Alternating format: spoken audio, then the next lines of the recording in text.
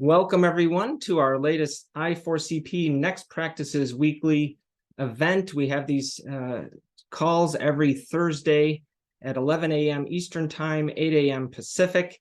We've got a great guest lined up today, one of our very own from I4CP, that we'll be introducing in just a moment.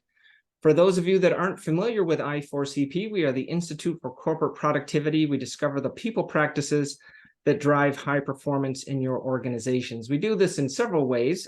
First and foremost, through our research, we look at what high-performing organizations do differently than low-performing organizations, whether they're for-profit, nonprofit, government, what have you. We look at their revenue growth, market share, profitability, and customer satisfaction. And we look at the top quartile of organizations and see what they're doing differently with their HR and people practices than, say, the lower quartile through our various surveys. We also do a lot of interviews, conduct a lot of case studies. We've got a thriving community of members. You see here just a small sample of our member organizations. They range from very large companies like Amazon, Accenture, Microsoft, and others, as well as some smaller companies. They span across all different market industries, from healthcare to tech to financials to manufacturing. We've got a growing cohort also of unicorn startup companies that are members in I4CP. So a special welcome to all of you on the call today who are with one of our member companies. Great to have you with us. Please open up the chat, everyone. Many of you have already introduced yourselves. Please go ahead and do that. So let us know where you're dialing in from today. Early on, I saw folks from all across the country, as well as Canada and Ireland. We've got a nice international audience here each week. If you're not with an I4CP member company but would like to learn more, just go out to our website, i4cp.com, or contact anyone that works at I4CP, and we'd be happy to get you more information. My name's Tom Stone. I'm a senior research analyst here at I4CP. I generally co-host most of these weekly sessions. This week, I'm delighted to be joined by my colleague, Carrie Bevis, Managing Director of Communities and Partnership. Hi, Carrie. Good morning. Hey, Tom. Good to be with you. Good to have you with us again. As I said, we've got a great guest today who we'll be introducing in just a moment, but I want to run through a few other preliminaries first. As the name entails, Next Practices Weekly, this is a weekly call. So next week on the 26th, same time, Thursdays at 11 a.m. Eastern, we'll have Andre Martin. He's a longtime talent executive. He's worked at a lot of high-profile companies. He's also a book author, and we'll be talking to him about his latest work. And then on November 2nd, I'll be joined by another colleague from the research team, Judy Elbers, and we'll be talking about AI and leadership and just a nice range of topics on the 2nd. Before that, you see there on the 24th, we also have started doing some of these calls at different dates and times throughout the week. So these ones aren't on Thursdays. They're often on Tuesdays or Wednesdays, different times of the day for our friends in the APAC and EMEA regions. You see one coming up there on the 24th for Asia Pacific. Also wanted to note, we've got an upcoming webinar on October 24th, where Kevin Martin and Catherine Brecken will be walking through the findings from our HR and AI study. You see that report there shown on the right. Chiara will be sharing in the chat momentarily the publicly available brief for that study that is available to all, as well as the member-only report. But everyone is welcome to come and join this webinar on October 24th. So if this isn't already on your calendar, please add it now. All right, with that, I'm going to turn things over to you, Carrie, to lead the conversation with our special guest and introduce Mr. Rob Cross. Thank you. I am so glad to have the privilege to introduce Rob. Rob, you are somebody that I've known for a long time, since college, a professor of mine at UVA, and totally turned me on to the magic of organizational network analysis. And our path has intertwined many times since. Probably about 5 years ago, I re-met you as you were working on the Connected Commons Consortium, which, for those of you that aren't familiar, is an organization where Rob and some of his co-founders and co-researchers were working on the social capital lens of how work gets done, how people build performance and grow a sense of well-being through their relationships. So kind of another way to think about how everything is happening in our lives, and especially our work lives. And so we worked on that for a bit together. And then just earlier this year, you joined I4CP as the Senior Vice President of Research. And we are delighted to have you continue to bring that lens into I4CP's research, which you have been doing in a capacity for many years through this partnership through Connected Commons and I4CP. And I would be remiss if I didn't also mention that you have been a prolific author recently. I have your two most recent books next to me, Beyond Collaboration Overload and The Micro Stress Effect. And believe it or not, we're not going to touch on that body of work as much in today's conversation. So if anybody out there wants to dig into those other topics, I'm sure we'll have you back on to talk about them. So welcome, Rob. Awesome. Thank you so much. It's great to be here. And it's obviously been a great journey with you and with I4CP in general in different capacities. I think the neat opportunity we have together is to kind of bring a combined lens of human and social capital to these issues. There's really very little that makes any sense about looking at them exclusively of each other. And especially you'll see in the topic of today, kind of cool ways that we can blend the two perspectives and having good impact in participants for us. Yeah. And today's topic, we are going to dive more into the body of work that you've done around transitions. And I know you're first going to zoom out. I mentioned organizational network analysis, and maybe we just give a little bit of a primer to those that are unfamiliar with this, and how do we even think about what social capital is? Yeah, great.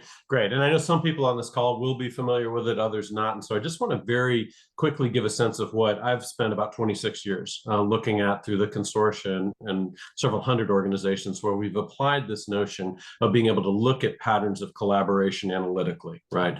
And see who's interacting with whom, what's flowing in these relationships, and then use that to predict important things. You know, what high performers are doing, what people that are not burning out are doing, more successful teams. In this case, will be focused very heavily on those people that integrate into networks rapidly and the things that they're doing. But when you take that lens, you start to get, really different perspectives than we're used to looking at organizations from a hierarchical sense, right? What we can always see, and we're never looking obviously at small groups like this. Typically it's into the hundreds, thousands, sometimes 90, 100,000 if we're looking at large scale cultural change. But what we can start to see is a small set of people that typically account for a far greater proportion of collaboration and impact in organizations than most people are used to.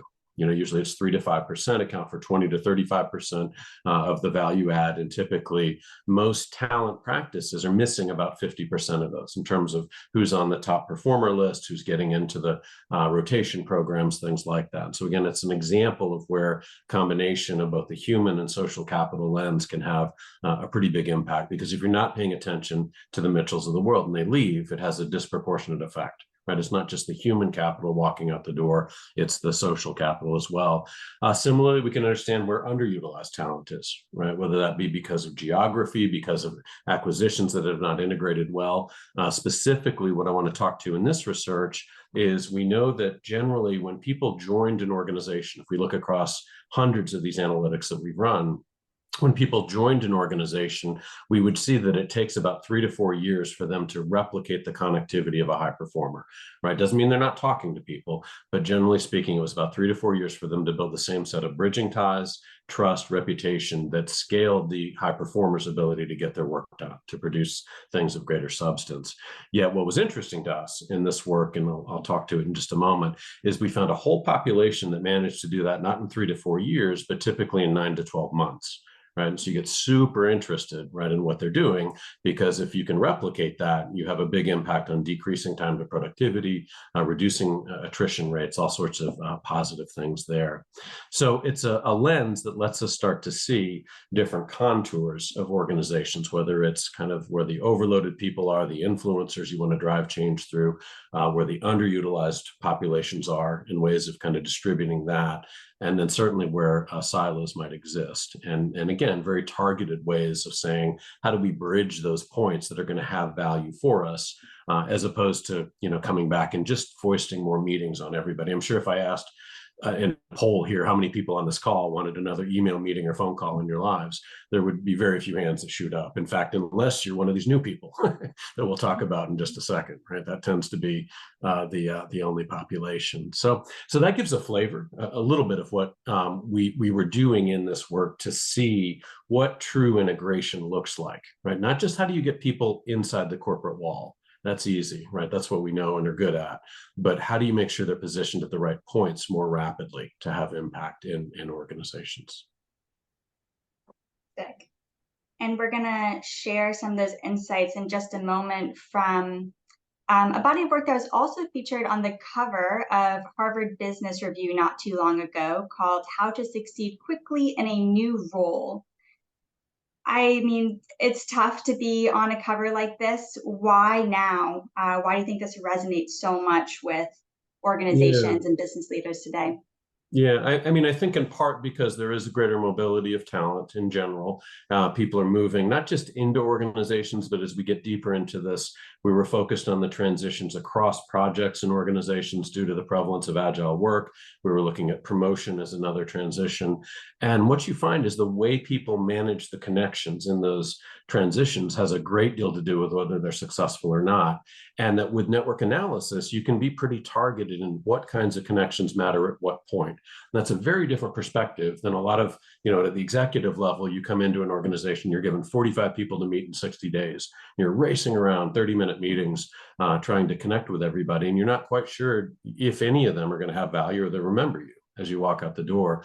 With analytics, we can start to be much more precise and say, you know what, in month 1, this is what matters. In month 2, this is what matters. And not just nudge the person, but nudge their leader as well, right? And start to actually create conditions where people are pulled into these networks more rapidly. So I think it's a combination of being able to be more precise on what needs to be done, and that's very different than conventionally we've had. The increased layer or flow of talent in general. And then, of course, especially through the pandemic, organizations have been through 3 or 4 years where their traditional approaches to onboarding didn't work, right? Or they weren't employing it. And many places are actually thinking about these ideas and reboarding employees as ways to kind of get them better connected. So I think it's a composite, of forces that have made this was something that was of super interest to HBR and others. Rob, I'll just jump in and add to that certainly our member organizations at I4CP, if we had to go back and rank the member presentations that those of us on the research team have given, say, over the past 4 years, internal mobility was one of the very top topics that's been asked for. I've personally given many of those presentations to our members. And then externally, as you were referencing the pandemic, the so-called Great Resignation, some of those folks retired, but most of them moved on, of course, to new jobs, new organizations. And so for something to be as big of that as a trend that it actually was given a name, whether we love the name or not, certainly that's been a big driver here and interest in this as well. Right.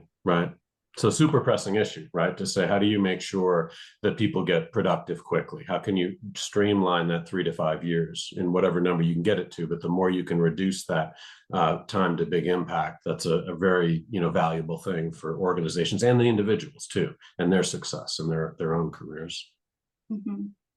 And I don't think that anybody would have argued we had a perfect system for onboarding before, but how do you think about conceptualizing the ROI on improving how quickly people get onboarded and pulled into the networks? Yeah, great question. It was funny. We have had a working group on this for almost a decade, right? So this is not a body of work that just kind of popped out with HBR. It's been huge analytics. And then as we identified those fast movers, the people that were getting connected in 9 months versus 3 to 5 years, we interviewed all of them, right? Hundreds of women and men to see, what are you doing? What's happening that's enabling you to get connected quickly?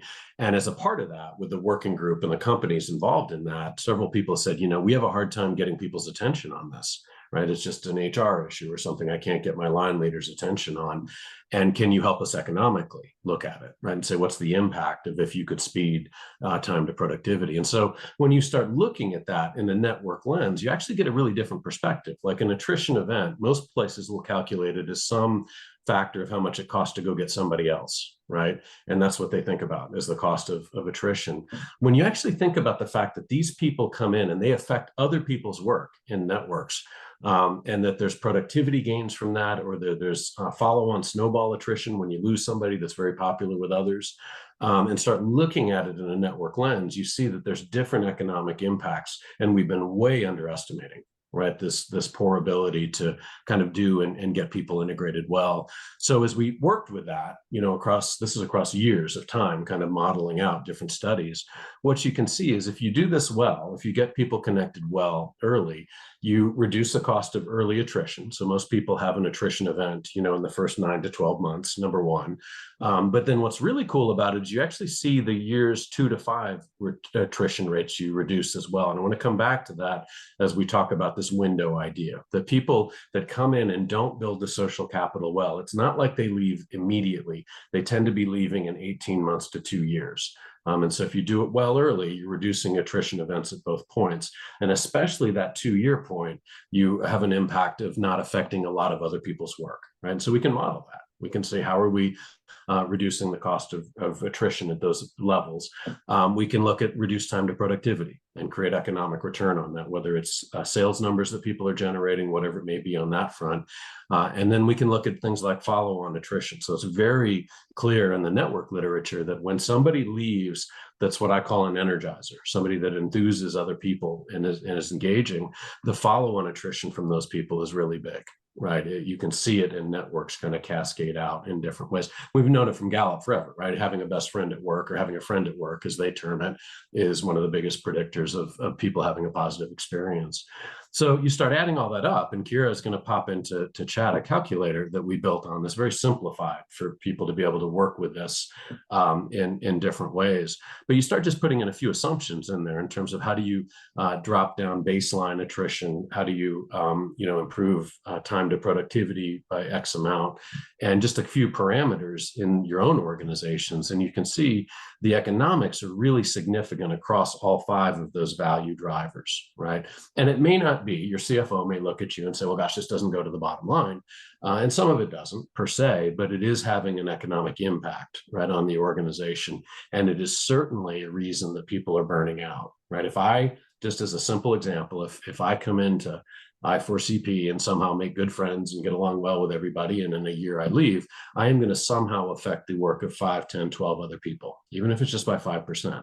Right. And so there's a reason when we allow these attrition events to happen that people are working hard and burning out. Right. It's a product of the interdependence of the work that we don't look at. So I'd urge people to play with that. Take a very little bit of time. They're very simplified so that you can go in. The mathematics behind it were a lot more elaborate, but it gives you a chance just to plug some numbers in and say, gosh, these attrition events are more impactful than we think about a lot of times when you start seeing that in a network lens.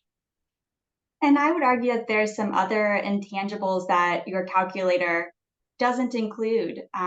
Of course, someone's sense of connectivity also impacts their sense of belonging in an organization, which we know is really important. Right. Their sense of well-being through that social connection as well. So we see, yes, things that we can measure around productivity, attrition, the dollar signs, but it's much bigger than that picture too. Completely agree. Yeah. My task at that point was just to arm HR people to go back to the CFO. Exactly. To say, here's a metric, right? It's bigger than you think if we're not doing this well. And also get people to think about what I just mentioned. So many companies have been coming to me recently with these ideas and saying, you know what, we went through the pandemic, we didn't really alter what we were doing. And we can be much more precise now in understanding the kind of connections that matter. And they're going through efforts to reboard people, right? They can see when they apply the analytics that their people brought in that time frame are not as well connected. And that has a secondary effect. If you remember the Mitchell in the informal chart, right? If you don't get rapid utilization of the people coming in, particularly in high growth scenarios, that means the Mitchells or the center of the network absorb more and more, right? So it has a dual effect, not getting, integration in that some people are beginning to think about for the reasons that you mentioned. Yeah, there was a great question in the chat earlier that was asking about the impact of increased remote and hybrid work. And based on what you're sharing, it sounds like that was a forcing mechanism for people to think about how do we be intentional about who people are going to meet when we actually have to set them up with meetings instead of just unleashing them in a conference room at the end of the workday with a little bit of alcohol and say, go network. Right, right. I remember one of the conversations I had with this is one of the investment banks, so I'll keep my mouth shut. But they were going into the pandemic, and they were like, "Oh my gosh, how are we going to effectively bring this next class in? Because now the Dartmouth people can't talk to the Dartmouth people." And my immediate reaction was, "How do you know that's a good thing?" Right? To number one, we know the value is generated in the bridging ties, not in the same connections. There's some affinity that happens there, but that ability to be more precise and say, what, on entry, it's these 5 kinds of connections people need in the first month, right? And then you nudge that person, you nudge their leader, and then you can start architecting that, whether you're virtual or not, right? You're not falling back on, I got to have the baseball games and the dinners or the alcohol, to sit around and talk. You're able to be much more precise. And that's really critical given how overwhelmed people are today with different things. Well, this is a really interesting slide. And so we want to break it down a little bit. Yes, tell us about these 2 folks. What's the difference here? So we looked at, as we looked at the analytics, we were very focused on who are the people that get connected quickly, right? That come in and replicate the connectivity of a high performer early, right? And what was the effect of them? And this is work that didn't make it into the HBR piece. It got left on the cutting room floor, but they actually wanted it for a book, because what we were seeing is that people had about 9 to 12 months typically to come in and build a platform of social capital for them to be able to work effectively. And if you did it in certain ways, it tended to predict that people would stay beyond that time frame. If you didn't, and I'll come down to this in a moment, it tended to be a strong predictor of departure, not immediately, but typically in that 18 to 24 month period. So I don't know if people have ever done this. I've used LinkedIn probably just as much as everybody else has. And you see a lot of these scenarios on people's resumes where they have a tremendously successful run at an organization for 15, 18 years, right? And then they go on these 2-year runs successfully after that. And I'm fairly confident that the social capital they built in the first context that was enabling them to be successful was a little bit invisible to them. They didn't know kind of what they'd actually created. They were just relied on it to get their work done. And they moved into these new contexts and didn't intentionally create it. And what happens in those cases is, as work explodes on you, about the 12-month mark, you're getting more and more, responsibilities, things you need to get done. The people that haven't built that social capital, they're the ones that have to spend 6 months getting approvals through, right? Or other things that just make things more difficult to get that work done. And so they don't tend to leave immediately, but they tend to leave about 18 months in, right? Is the impact of that. And so we could see 2 really different approaches to it, right, in terms of how people came in. One was the conventional, and I'll call this person Nate, and the other, and kind of following the classic coaching, and the other is Terry, and kind of the trajectory that she shows. And what we would find, in terms of the classic coaching, right, about coming in, and typically it boils down to, connect with the formal stakeholders, make sure you understand their agendas and you're aligned with that, share your experiences, right, what you're good at in the past, and then just get noticed, right? So create brand, build a brand for yourself in different ways, is very much embedded in almost every bit of advice you have on how do you enter well and quickly. What we were finding with the fast movers was that it was a little bit different early, right? And again, this is coming from hundreds and hundreds of interviews with women and men that were people that got connected in that 9 to 12 month time frame. They replicated the connectivity of the high performers in that time frame. And what we would see is that the Terrys of the world tended to come in and first focus on a much broader network. So we have in the toolkits that we built for the members, we know there are 5 kinds of connections that matter early. It's not just the formal stakeholders, but it's the people are building lateral connections with their peers in different ways. They're investing time in that so that they're getting pulled into opportunities. They're getting information early. They tend to be building connections with support functions that are going to support their work when it starts to scale. There's really 5 very specific kinds of connections, right? And the value of that is, once you know that, you can start to architect that for people, right? And some people use the analytics to say, here's the connections you should form. And it's much different than that go meet 45 people in 60 days, right? It's very targeted on who really matters in getting the work done, the Mitchells of the world, right? Others as well. And so that was, what they tended to accomplish in the first month.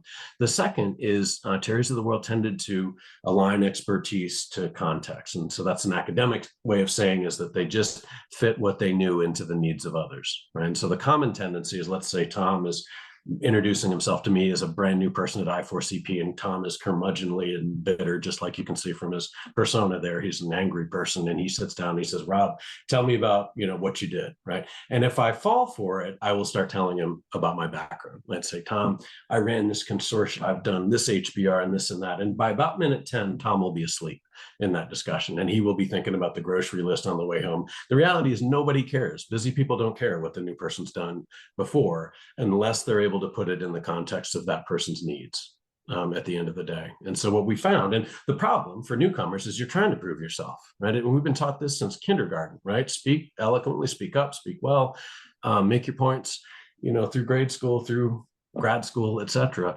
What we found with the fast movers is they wouldn't fall for the bait, right? So Tom would say, Rob, tell me about yourself. And I would say, well, I can, but, give me a sense of what you're thinking about, right? What are you passionate about? What's a concern for you, whatever it is. And then I would morph my expertise to Tom's needs, right? Around certain studies or communities or other things like that. I would give status and say, this is really cool what you're doing, and here's maybe ways that what I do could impact that even more, create energy and create a mutual win, right? Stimulate energy, create a mutual win. So in that same 30 minutes, what we found is the people that just told Tom about themselves, and they're not being arrogant, it's just what we've been conditioned to do when you're under pressure and you're trying to impress people, versus the people that created what I call pull, situate the expertise to the need, give status, generate energy. The people that created pull got pulled in a third of the time. Right, because what happens is Tom gets me involved in his work, right, which starts to connect me with others, and then Tom tells other people, right, that Rob's okay, right, he's having impact there. So these are subtle things, right? They're not time consuming, but a lot of times it's counter-conventional because we've kind of been taught that you need to go build your brand. You need to tell people what you're doing. You need to put individual points on the board. And in fact, what we see is these people, Terry's of the world, it's not that they're moving any slower. They're moving at just a rapid a pace, but they're doing it in a way that situates their expertise into the needs of the network, that builds trust in their own capabilities in very targeted ways.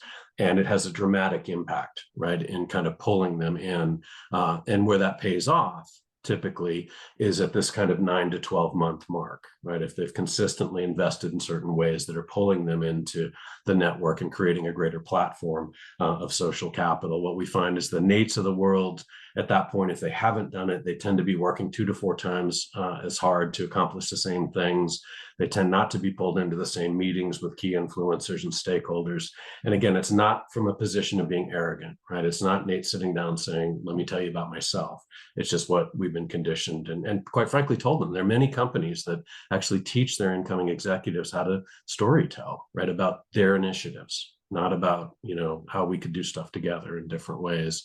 The Terrys of the world, in contrast, they have a different outcome, right? Typically what they've done is they've created a context where ideas and opportunities are flowing to her. Tom sees something and says, gosh, Rob's, potentially interested in that, right? Because of his reach in the I4CP and brings me in.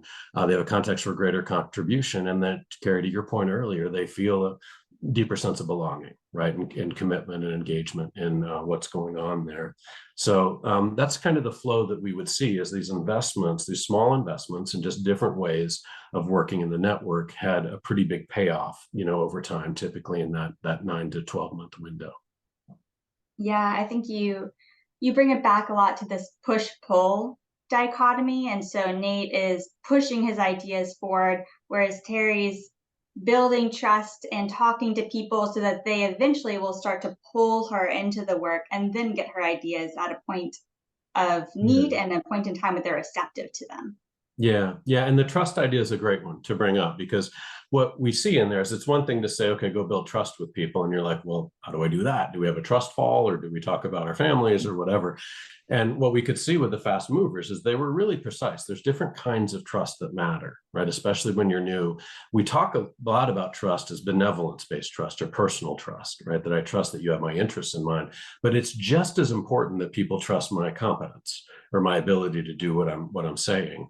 And as we've mapped and used our analytics for years and years to see what do people do that form rapid trust in themselves, right? We can start to see those people that build trust much more quickly than others. And again, it comes down to subtle things. So the Nate of the world may sit in a room and Tom's saying, gosh, I'd like to go do this. And Nate says, I can do that. And Tom's looking at him and he doesn't say anything because he doesn't want to offend Nate, but he's saying, I don't know, right? Can Tom do this? I'm not quite sure. I don't have the evidence to trust Tom, right? Not that you distrust Tom, but I don't have the evidence, right, to trust Nate, I'm sorry, in there. Whereas the more successful people would, in a very subtle way, instead of saying, I can do that, they would have a tendency to say, here's what we've done before. How does it apply? Right, in a situation. And so suddenly that newcomer, people aren't saying, do I trust Rob? Do I trust Nate? They're looking at it and saying, gosh, this has been done before. How do we apply it here? Right. And this very kind of subtle shift enables them to move into a trusted position, actually begin to prove themselves more rapidly than people that aren't doing that. So I say that just to clarify that when we're saying build trust, it's actually pretty specific things that we were able to get down to that if people are coached, they can have a pretty dramatic impact on their inclusion early. I think we can see how the difference between Terry and Nate is from a very small buildup over time of these small differences in practices that make a huge difference in the end. But at this point, at this kind of window between the 9 to 12 month marks when Nate starts to underperform, is there still a chance for him? Is there anything he can do to recover and be more like Terry? Yeah, I mean, I think it's hard. So the question is always like, is there hope? And you hate to say no, there isn't. But what our results showed is that it's hard, right? You don't have that benefit of newness anymore to go back and kind of start again and say, let me kind of develop these broader sets of connections. And you also have the workload expectations, right, that have piled up, over time, and you have less resources around you to kind of either get things you need to get the work done or just to get things through, right? You know who to talk to make sure that you're not going through 6 months of meetings and proving different points there.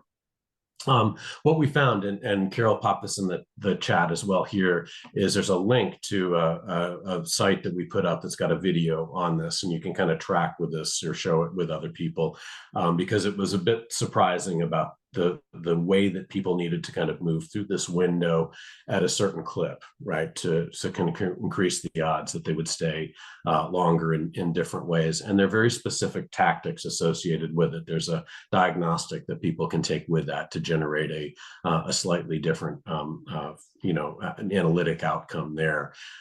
So what we would see, typically with the classic coaching side is that Nate's still focused early on, can I deliver quick personal wins, right? And it's kind of starting to a little bit, fall behind. He's still leveraging personal past success stories and oftentimes trying to hold too tightly to things and not distribute the ownership of it, right? What we find with the fast movers, in contrast, is that they're very good at establishing their unique value add, positioning that in initiatives, and then distributing ownership to others, so they don't start to get overwhelmed or the bottleneck point. They're including others in really unique ways.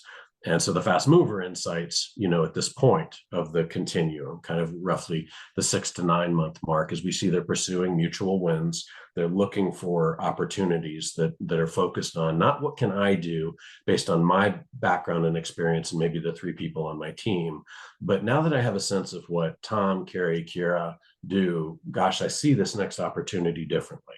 Right. And I'm thinking about not just my narrow slice of it, but how if we integrated different things, we could deliver a bigger outcome. So to me, that was unbelievably cool, right? Because a lot of times people look at these network ideas and they say, gosh, people that are successful quickly, they either just got lucky, right, or they know somebody. And what we can say is that's not true. It's not that they're associated with somebody that's politically powerful. Typically, it's that they start to establish this platform of understanding who knows what in a broader network. And then they start, bringing them into play at different points. They're accomplishing things of greater substance, and they're building a network that pulls them into opportunities. And it has a big impact. The other cool thing about these people is they're very quick to build networks to address skill gaps. And so one of the people in this study, I won't mention the name of the company or anything else, but this was an executive in a very strong culture company, major manufacturer, top 20 organization, right? Fortune 120 organization. And he was being promoted up in this organization, this unit of this larger organization that he kept saying was the size of Nike, right? So it was a big deal, big group. And he was being promoted up to replace a leader that had been brought in from the outside and then churned out by the culture, right, over a 9 to 12 month mark. Just the culture just ate him up, right? Didn't buy into what he was doing. And so everybody thought this promoted leader was going to be successful, right? Because he'd had success in the biggest division in this unit. He knew the culture. Everybody loved him. I mean, all the hallmarks, right, that you could want. But he stepped into the role, and what he described to me is, he said, Rob, as I went through my first, rounds of meets and greets, I heard, I think it was 36 acronyms that he had no idea what they meant. Right? So he's a new leader, and he's kind of going through all these meetings, and he's going, what do I do? Right? Because this is a place that doesn't suffer fools lightly, right? They want leadership that is strong and decisive and all this. And he's sitting there going, do I admit that I don't know what this term means that I'm hearing, or do I just kind of bluff my way through and figure it out? Most people choose to bluff their way through, right? And inevitably it starts to create blind spots, right? As a product of different things that catch up to them at some point in the network. So what he did, in contrast, is he sat down with his team at one of their meetings, and he says, I've kept track of these. There's something like 36 terms in a moleskin notebook. I have no idea what they mean. He said, I'm really good at this, but I need help on these couple of things to understand it for me to be effective as a leader for you all. And apparently the team laughed at him, and they got it from 36 down to like 8 or 10 or something like that really mattered, and had somebody advise him in those spaces, just short connections, right? Experts that he could lean into and come up to speed. And so what he did in that, by kind of tactically thinking about what are the blind spots I have in this new role, is he never got blindsided, number one, by one of these things that could have had an impact on him. But the really cool thing too is that he built authenticity with his team. Right. He said, I don't know. Right. And we know that one of the things that makes people trust you more in the areas you say you're good at is where you delineate where you say, I don't know. Right. It's actually delineating that boundary that starts to build competence-based trust more rapidly than things that you say you do know. And so he had an impact from that. Right. And so anybody can do this. Right. It's one of the tools that we have built in here, is as you shift, whether it's a promotion into a new organization, promotion up in the existing organization, transition of projects, it almost always introduces skill gaps, whether it's social, political, technical, market, whatever it may be. And we find the people that are more effective at saying, where does that gap exist, and how do I go about addressing it, have bigger impact? And then the last thing you see with the Terrys is that they were really quick. And this was a surprise to me, though, at the degree to which it distinguished the more successful people, is they were really quick to find the influencers, the Mitchells of the world, and get them engaged in the work early, and especially the negative influencers. And I don't mean that necessarily by curmudgeons, per se, people that are just kind of always angry and bitter, but just people that may be pulling in slightly different directions. And they were quick to kind of find out who those Mitchells of the world were, not the formal leaders, but the key influencers, and kind of bring them into the project. And if you're sitting here going, I don't know how my people would find that without the analytics, great way to do it is to kind of think about a group you need to coordinate with, and then set up a meeting, have the meeting, and then as you're leaving, ask that person who else cares about this, or who else may be pulling in a slightly different direction. So the person that you set up a meeting with, you're guessing, right? You don't know if you got Mitchell or Maras in the informal network. The person they recommend you to, like 92% of the time, is an influencer. And so taking a second step in certain contexts is a really important thing to think about. That's really helpful, because we talked a little about O&A at the beginning, and so you can think about that as a kind of X-ray, like a moment in time view of what's happening in the organization, figure out who are those key influencers. But you're saying that if you don't have the resources to do that, and that is a big investment with great results, but if you don't have that, there are these key questions that you can ask to start to identify those people over time. Right. And that's what every single one of these nudges, these 12 practices, we've built into very simple tools, right? They're video, tool-based things that can be delivered to somebody. And in the context, for example, of those 5 connections people need in the first month, well, if you don't have the O&A, like you're saying, then what you do is you provide a nudge to that incoming person and their leader. And so you guys need to talk for 30 minutes. These 5 kinds of connections matter. The leader's going to have greater perspective on where and how to connect that person, right, than the individual would. And so you find different ways to kind of approximate the value of the network in those situations. And it has, significant impact. And what else was really powerful about how you're setting up the difference between an internally promoted leader and a new leader coming in from the outside is that they have to achieve some of the same things, but they got to go about it in different ways depending on their context.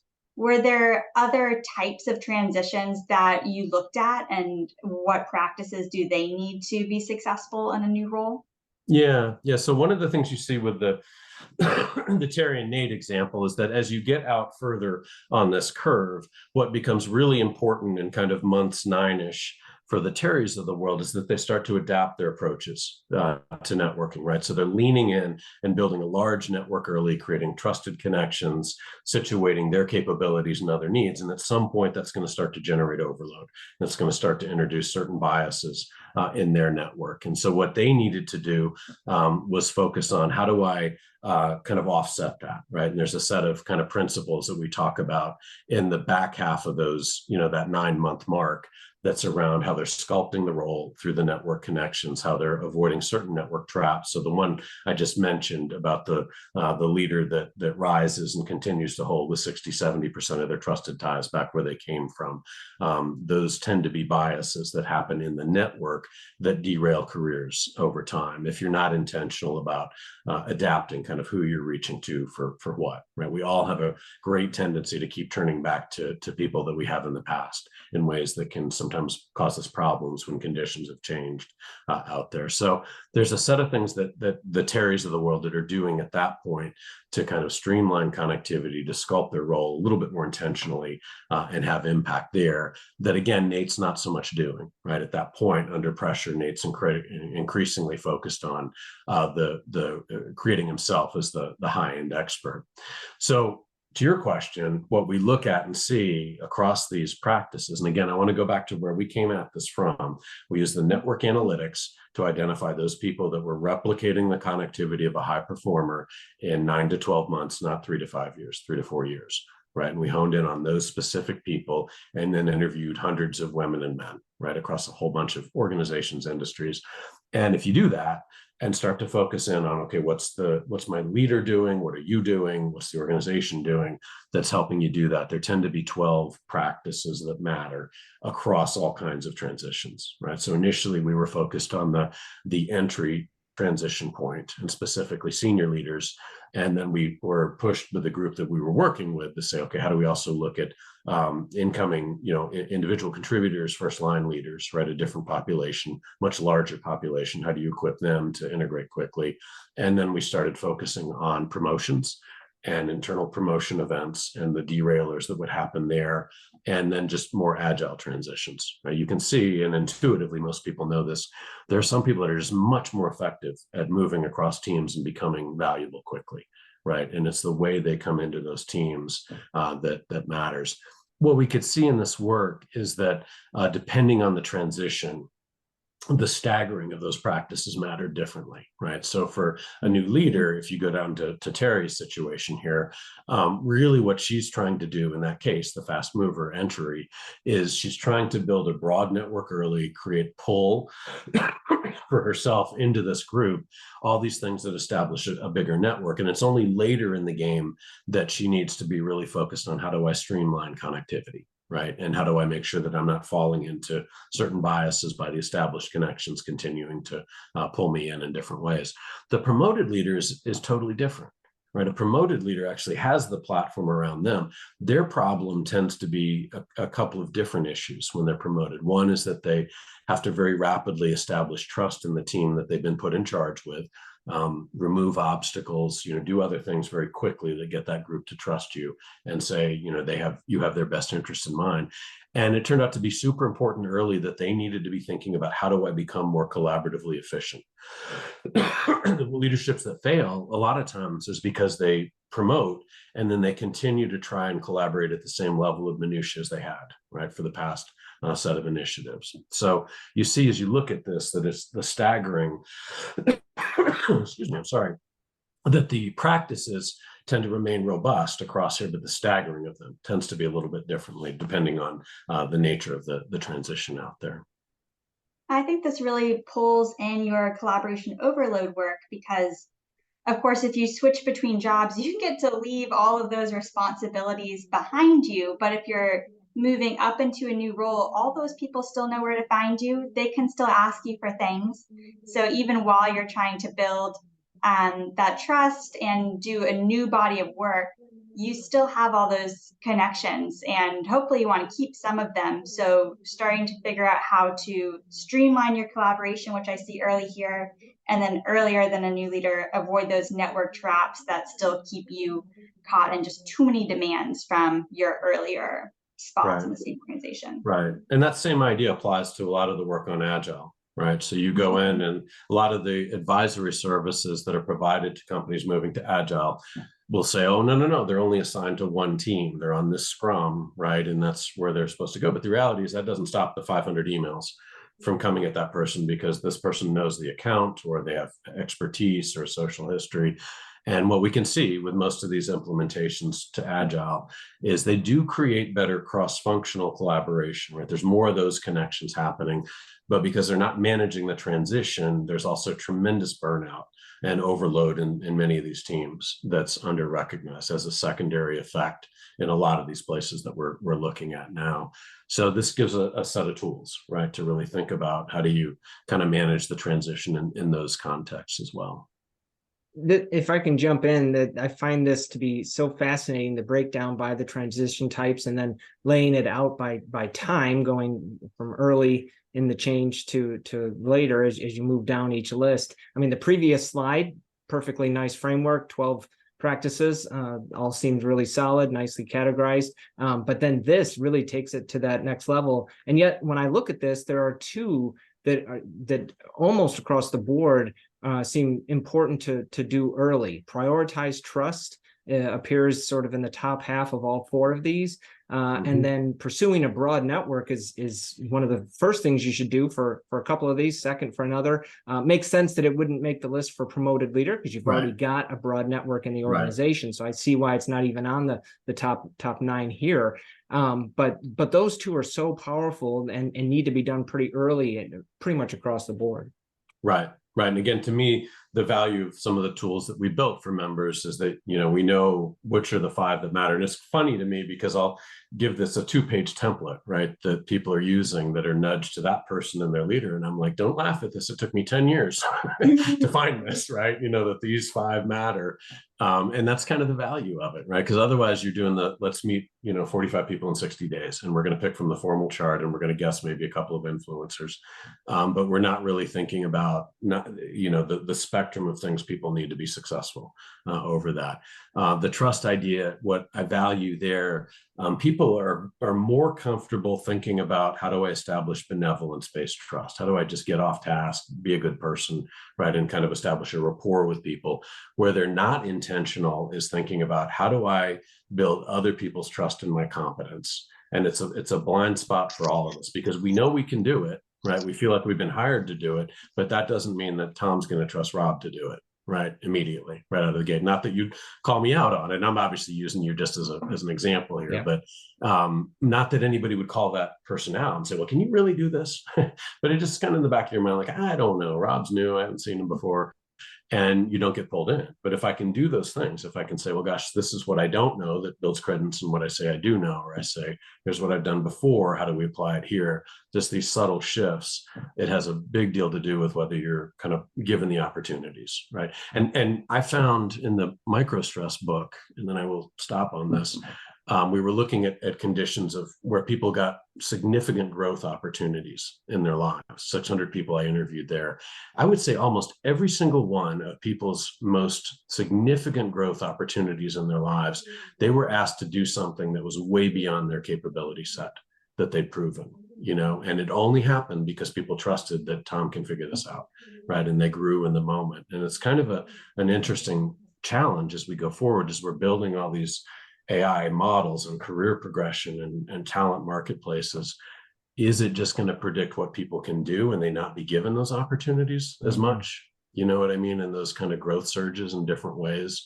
And so it's no right or wrong answer. It's just an interesting thing to me as I kind of reflected on what I was seeing in that work overall. The other thing I just want to note is that I love seeing whenever your work in this realm dovetails nicely with findings from some of our broad surveys. So our recent study, the productivity predicament, one of the key findings was just the importance of trust and its through line, its connection to productivity. That was one of the 4 key findings from that study. So want to note also that I put in the chat earlier, all of these Thursday Next Practice Weekly calls are recorded. Obviously, all of Rob's great slides here will be available up on the website at the recording. But if you missed any of the sessions, I think we did 2 on the productivity predicament study a few months back. You can go back up in the archive and find those, rewatch them, download the slides for those as well, because there was some good stuff in there around trust as well. And a lot of the concepts that we've been talking about, these are pretty individual practices, which is another thing that I love about the partnership between your Connected Commons research and I4CP research is we can look at what are the things that an individual needs to do or a team leader needs to do. And then we can also zoom out a little bit and say, okay, as an organization, how are we shaping the culture to support these behaviors? But imagine that you are an HR leader. How do you start to systematize some of these practices? Yeah. So if you go out to the site, to the links that Kira sent, we've built a tremendous set of resources to try and help the members make this actionable, right? Or people to make this actionable. There's workbooks, there's facilitators guides, different depending on the kind of transition, right? If the transition you're focusing on is large bodies of employees coming in, then that's going to require certain activities, things that build these connections in different ways versus a senior leadership transition. That's typically more of a coaching scenario, right? Where there's a couple of coaching sessions.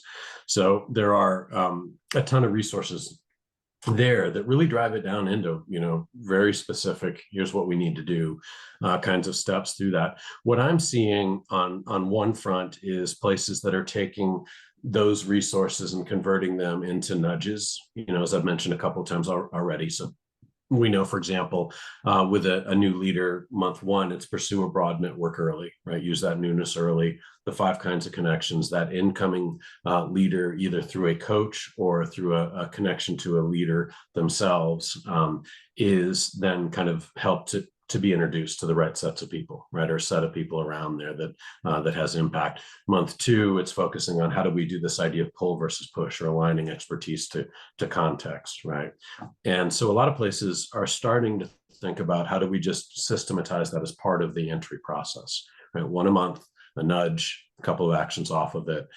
Next month, it's a different nudge, a couple of actions off of it.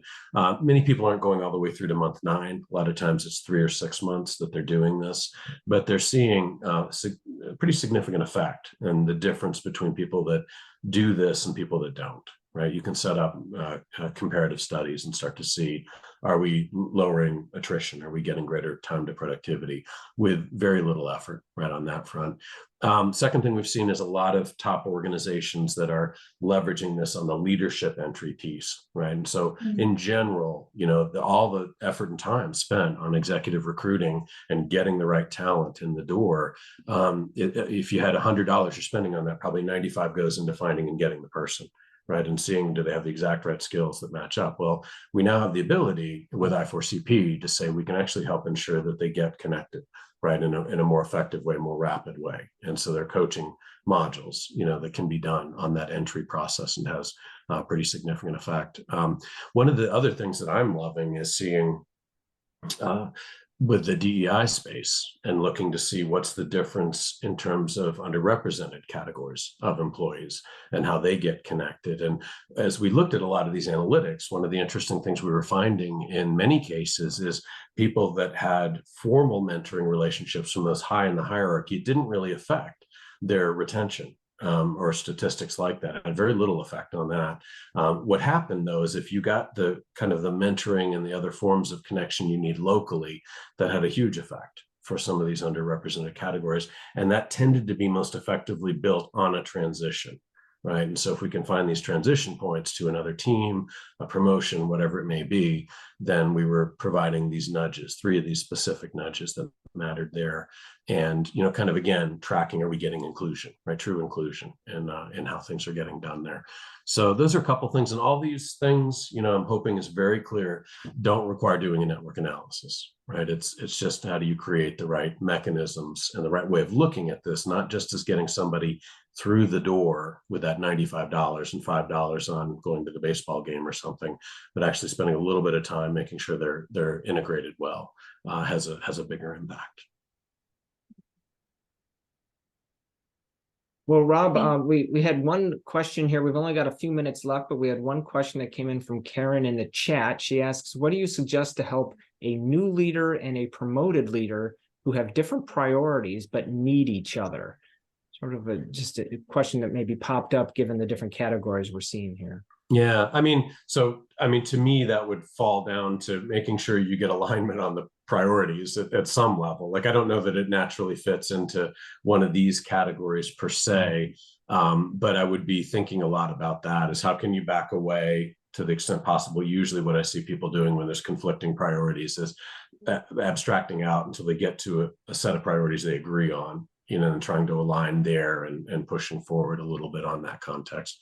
We see that with the teams as well, right? The cross-functional teams that struggle with misalignment. So I think that'd be the first thought on that.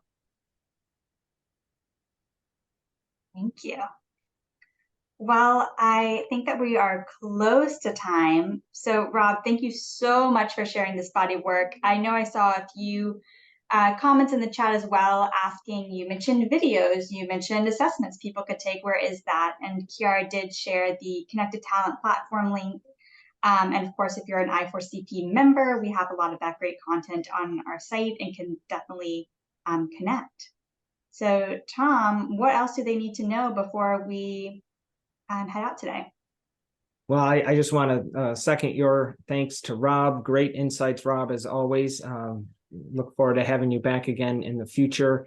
I expect you're going to become sort of a regular on these, a semi-regular on these Thursday Next Practices weekly calls. So thank you so much. No, thank you guys. It's a treat. Obviously, a bunch of people put time into this. So thank you to Carrie and you and Kiara. Couple of final things to note. Our Thursday Next Practice Weekly series is available for recertification credit hours with both HRCI and SHRM. So if you're one of those folks that has an HR certification and need your recert credit hours, just jot down the relevant program ID or activity ID or both, and you'll be able to get that from today's session. Also wanted to note that productivity predicament study that I mentioned just a few minutes ago. We do have a public available brief for that. Just go to go.i4cp.com/productivity. And thank you, Kiara, for putting the links both to the full report that's available to members and the publicly available brief. Those links are over in the chat for those that haven't seen it yet. And again, go out to our recording archive and see the sessions where we had some of my colleagues presenting on the key findings there. And then the last thing I'll note is every March we have our Next Practices Now conference. So this year coming up, it'll be March 25th through the 28th. You see here the outstanding lineup of speakers that we've already announced for this conference, a great mix of CHROs, even some CEOs. We've got thought leaders, book authors. You see Rob Cross listed there in row 2.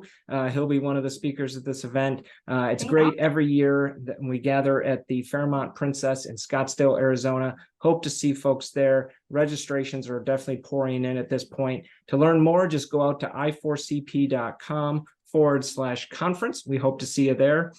Otherwise, great to have everyone on the call today. Thanks again, Carrie. Thank you, Kiara. And thank you, Rob.